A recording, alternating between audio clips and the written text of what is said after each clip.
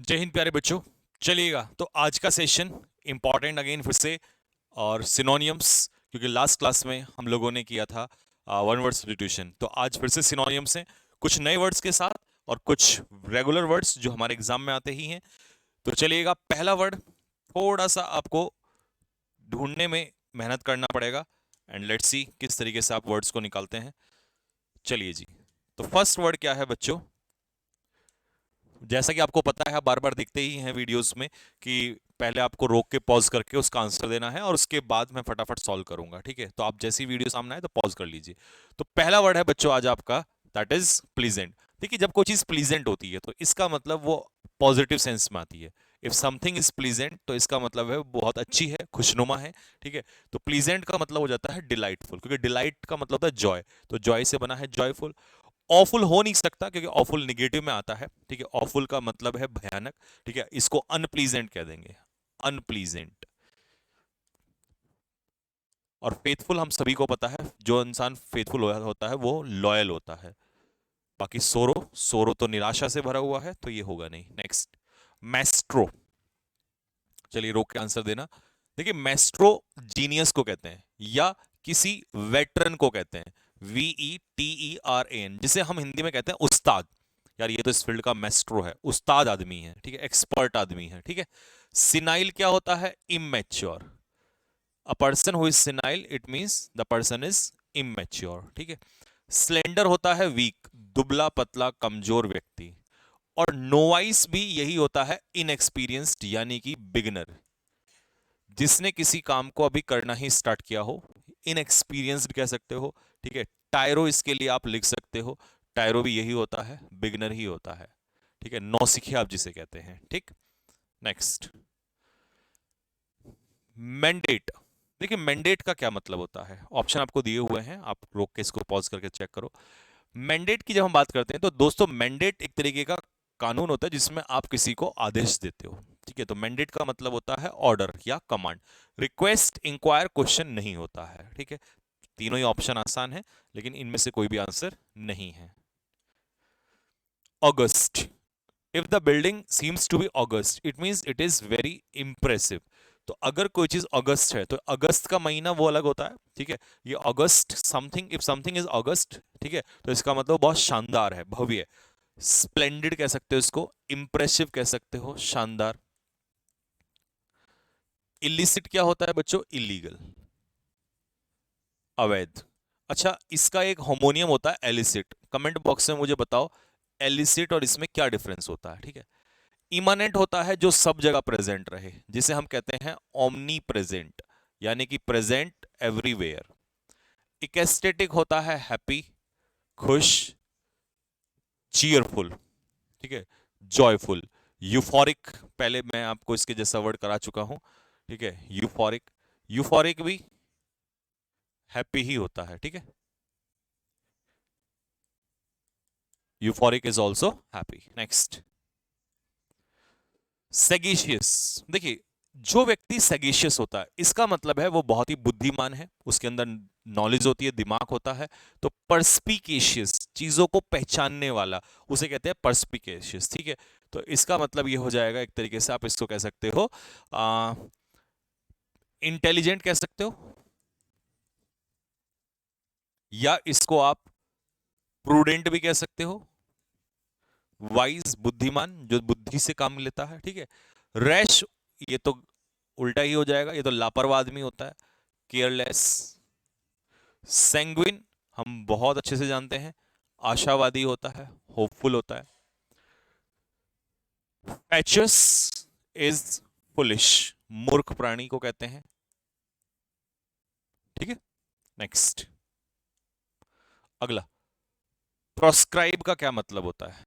तो चलिए, मुझे प्रोस्क्राइब और प्रेस्क्राइब में क्या डिफरेंस होता है कमेंट बॉक्स में लिख के बताइए। What is the difference between proscribe and prescribe? ठीक, प्रोस्क्राइब का मतलब होता है बच्चों किसी चीज पे बैन लगाना, प्रोहिबिट करना।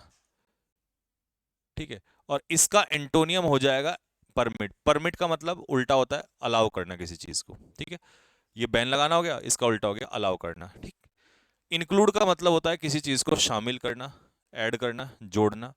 और सॉलिसिट का मतलब होता है किसी से रिक्वेस्ट करना, निवेदन करना, ठीक है। ऑब्स्टिनेट, बहुत अच्छे से आपने पढ़ा हुआ है इसको कई बार। ऑब्स्टिनेट जब हम किसी व्यक्ति को कहते हैं तो ऑब्स्टिनेट हो जाता है एडामेंट। और एडामेंट सभी को पता है, जिद्दी, स्टबर्न। एडामेंट के लिए और एक्स्ट्रा वर्ड लिखिए कमेंट बॉक्स में, कम से कम 2 वर्ड तो अलग से अपनी तरफ से लिखिएगा जिद्दी के लिए, ठीक है। प्रिटी है, you looking beauty, very pretty. Pretty मतलब ब्यूटीफुल, बहुत सुंदर, दैट इज कॉल्ड प्रिटी। सिली मूर्ख होता है ना, सब सिली मिस्टेक होती है, तो ये तो गलती हो जाएगा, मैंने कि सिली पर्सन मूर्ख। स्लाई इज कनिंग, चालाक। The person who seems to be sly, it means the person is clever, चालाक। अलर्ट, बी अलर्ट, तो क्या होगा अलर्ट बताइए जल्दी से। राउट का मतलब होता है डिफीट, किसी को बुरी तरीके से हराना। रेक्टिफाई मतलब किसी चीज में सुधार करना, करेक्शन करना, करेक्ट। वॉचफुली इसका आंसर होगा, सतर्क होना। और हॉस्टाइल होता है एनिमी, दुश्मन, फो। एंटागोनिस्ट, एंटा मतलब विरोधी, तो एंटागोनिस्ट हो जाएगा हमारा दुश्मन, ठीक है बच्चा लोग, यहां तक क्लियर हो गया सभी को। चलिए जी, नेक्स्ट क्वेश्चन, अगला।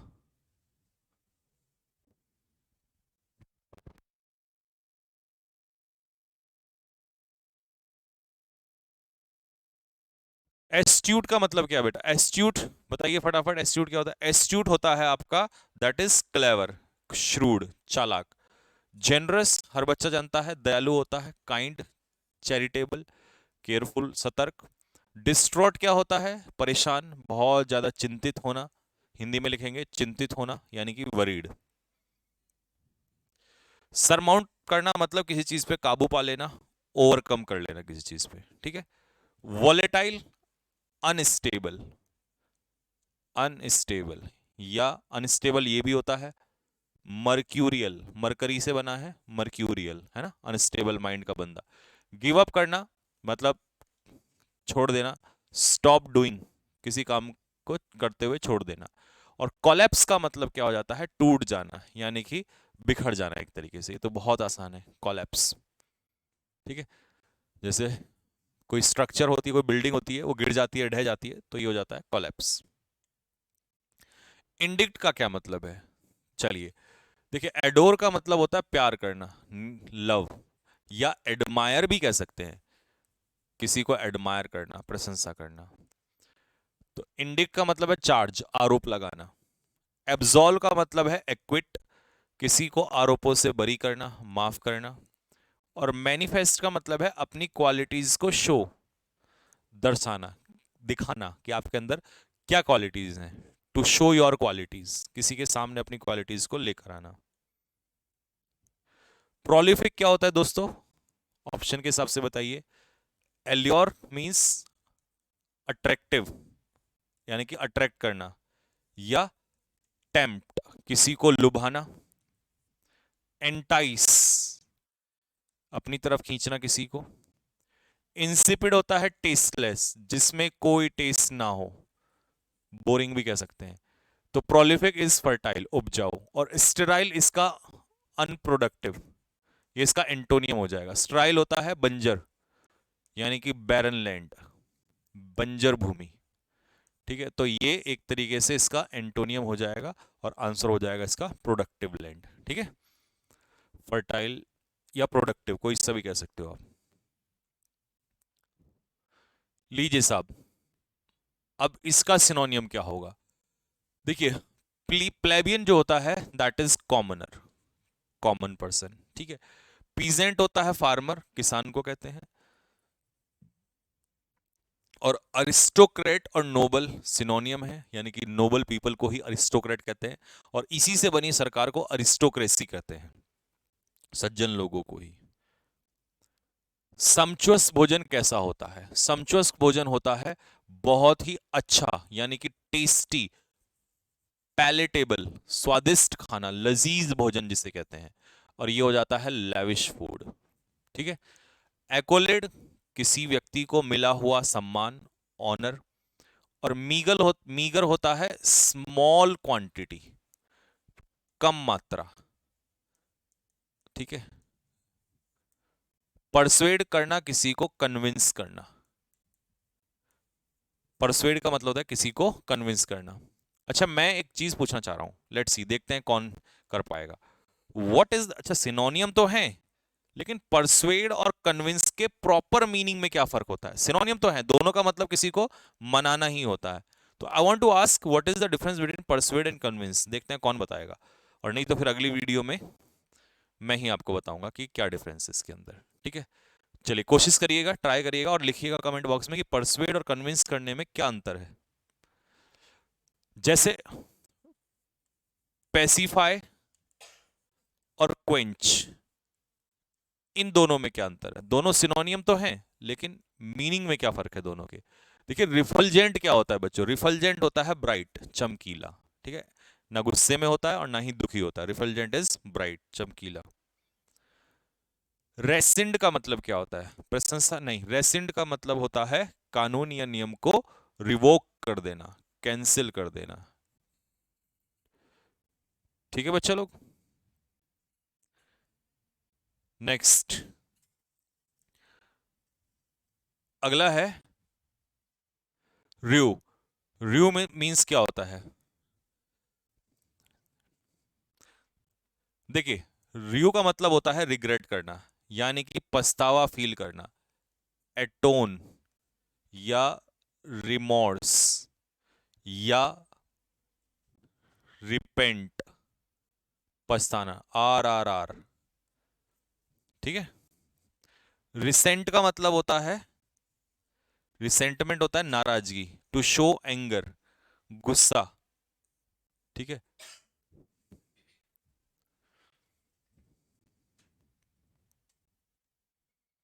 ऑफेंड, जब आप किसी को ऑफेंड करते हो, देखिए वर्ड आसान है लेकिन ऑप्शंस के हिसाब से फंसेंगे आप।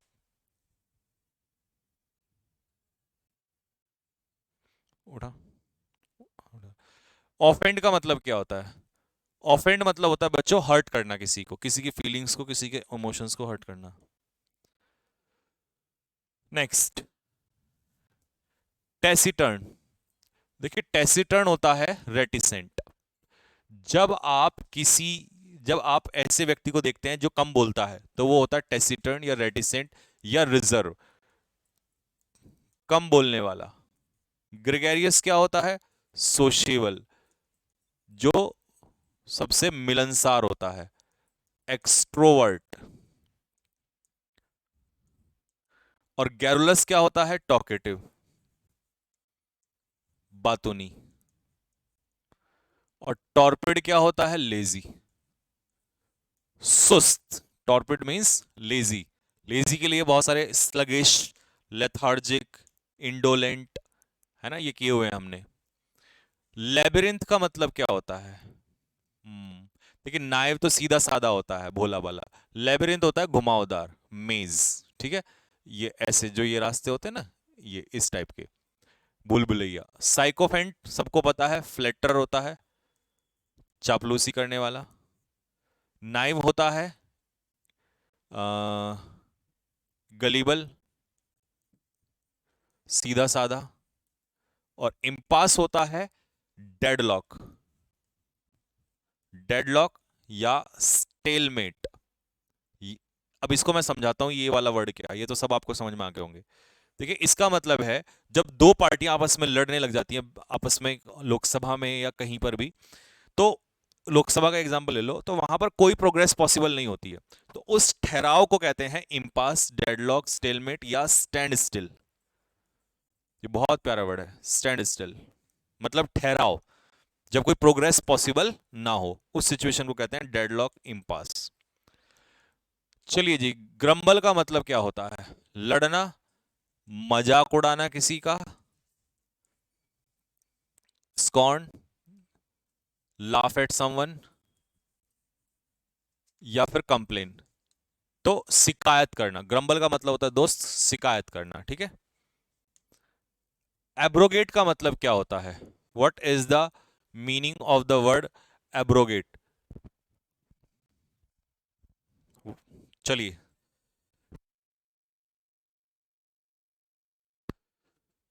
तो एब्रोगेट का मतलब होता है किसी कानून को, किसी नियम को रद्द कर देना, कैंसिल कर देना, रिपील कर देना। इंटरमिटेंट होता है इररेगुलर। शायद ये मैं पहले भी किसी वीडियो में आपको बता चुका हूं। इसके मुझे अलग से 3 वर्ड बताओ रुक रुक कर होने के लिए क्या है, क्योंकि मैं पहले करा चुका हूं। एटोन अभी बताया था मैंने, किसी चीज के लिए पछतावा फील होना, रिपेंट करना, ये होता है आप लोगों का एटोन। ठीक है, यहां तक क्लियर हो गया। चलिए, नेक्स्ट है केरिन। केरिन का मतलब होता है इंक्लाइंड, एक तरफ झुका हुआ।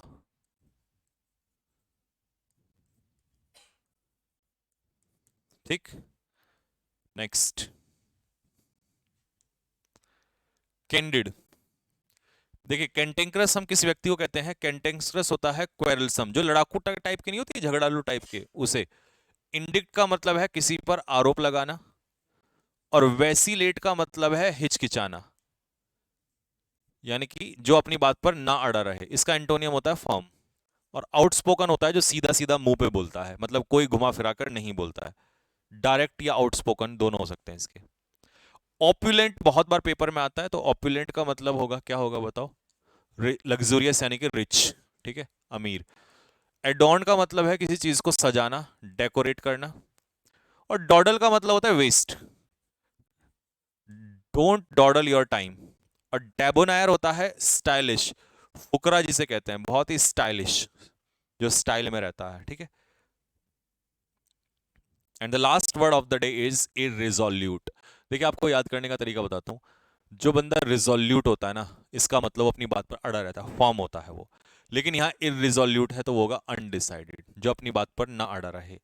सरप्टिशियस का मतलब होता है सीक्रेट, चोरी चुपके से। मुझे इसके 3 वर्ड अलग से बताओ चोरी चुपके से होने के लिए। ठीक है, और इग्नोरेंट, जिसको कोई नॉलेज ना हो, अनअवेयर। और इसका एंटोनियम हो जाएगा फॉर्म, जो अपनी बात पर अड़ा रहे। 3 में से चलो एक और मैं बता देता हूं आपको, कोवर्ट, चोरी चुपके से। अब 2 बता दो जरा, ठीक है, कमेंट बॉक्स में लिख के।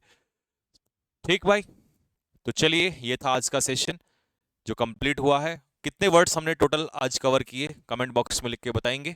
ठीक है, 25 × 4 100, लेकिन साथ में जो है वो टोटल काउंट करके बताएंगे। और जो जो क्वेश्चन मैंने आपको पूछे हैं, कमेंट बॉक्स में उनका आंसर जरूर दीजिएगा। ठीक है, चलिए, तो फिर मिलते हैं आपको शाम की क्लास में।